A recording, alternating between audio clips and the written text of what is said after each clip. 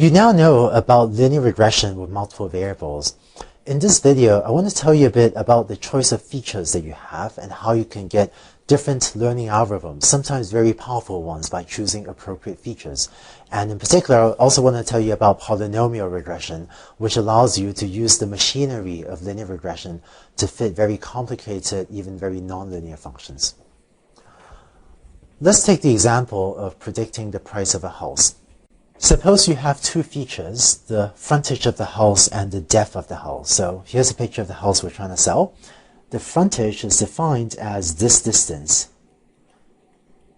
It's basically the width or the length of how wide your lot is, of this plot of land that you own. And the depth of the house is how deep your property is. So there's the frontage, that's the depth. So you have two features called frontage and depth. You might build a linear regression model like this, where frontage is your first feature x1 and depth is your second feature x2. But when you're applying linear regression, you don't necessarily have to use just the features x1 and x2 that you're given.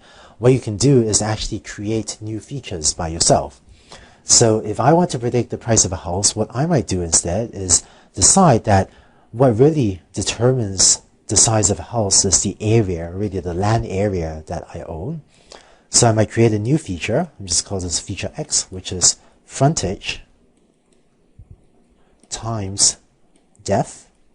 This is a multiplication symbol, right? So frontage times depth, because this is the land area that I own, and I might then select my hypothesis as that, using just one feature, which is my land area, right? Because the area of a rectangle is, the product of the length of the size.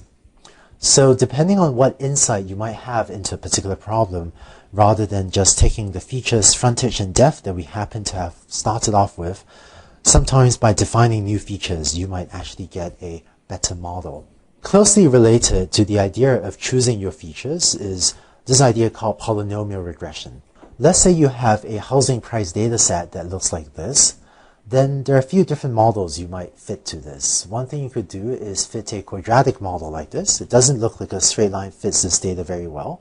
So maybe you want to fit a quadratic model like this, where you think the price is a quadratic function, and maybe that will give you, a fit to the data that looks like that. But then you might decide that quadratic model doesn't make sense, because with a quadratic function, eventually this function comes back down, and well, we don't think housing prices should go down when the size goes up too high. So then maybe we might choose a different polynomial model and choose to use instead a cubic function, and where we have now a third order term, and we fit that, maybe we would get this sort of model. And maybe the green line is a somewhat better fit to the data because it doesn't eventually come back down. So how do we actually fit a model like this to our data? Using the machinery of multivariate linear regression, we can do this with a pretty simple modification to our algorithm. The form of the hypothesis we know how to fit looks like this, where we say that h of x is theta 0 plus theta 1 x1 plus theta 2 x2 plus theta 3 x3. And if we want to fit this cubic model that I have boxed in green, what we're saying is that the predicted price of a house is theta 0 plus theta 1 times the size of the house, plus theta 2 times the square size of the house, so this term is equal to that term, and then plus theta 3 times the cube of the size of the house, right? So it's that third term. In order to map these two definitions to each other, well, the natural way to do that is to set the first feature x1 to be the size of the house, and set the second feature x2 to be the square of the size of the house, and set the third feature x3 to be the cube of the size of the house. And just by choosing my three features this way and applying the machinery of linear regression, I can fit this model and end up with a cubic fit to my data. I just want to point out one more thing, which is that if you choose your features like this, then feature scaling becomes increasingly important.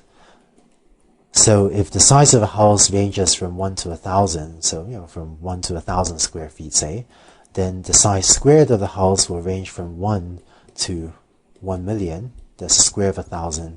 And your third feature, x cubed, your third feature x3, which is the size cubed of the house, will range from 1 to 10 to the 9. And so these three features take on very different ranges of values, and it's important to apply feature scaling if you're using gradient descent to get them into comparable ranges of values. Finally, here's one last example of how you really have broad choices in the features you use. Earlier we talked about how a quadratic model like this might not be ideal because maybe a quadratic model fits the data okay, but the quadratic function goes back down, and we really don't want housing prices to go down to predict that as the size of the house increases. But rather than going to a cubic model, you have maybe other choices of features, and there are many possible choices. But just to give you another example of a reasonable choice, another reasonable choice might be to say that the price of a house is theta 0 plus theta 1 times the size, and then plus theta 2 times the square root of the size, right? So the square root function is this sort of function, and maybe there will be some value of theta 1, theta 2, theta 3 that will let you take this model and fit a curve that looks like that, and goes up but doesn't, but sort of flattens out a bit and doesn't ever come back down.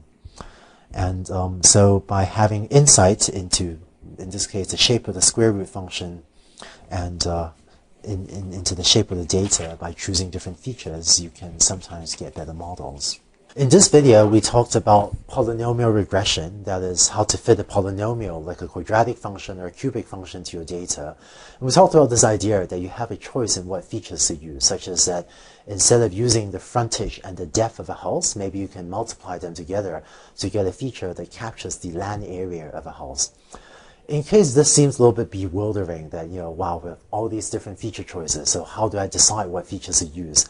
Later in this class, we'll talk about some algorithms for automatically choosing what features to use, so that you can have an algorithm look at the data and automatically choose for you whether you want to fit a quadratic function or a cubic function or something else.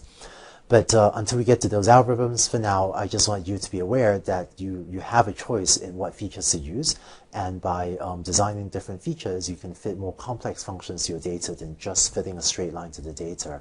And in particular, you can fit polynomial functions as well, and sometimes by appropriate insights into the features, you can get a much better model for your data.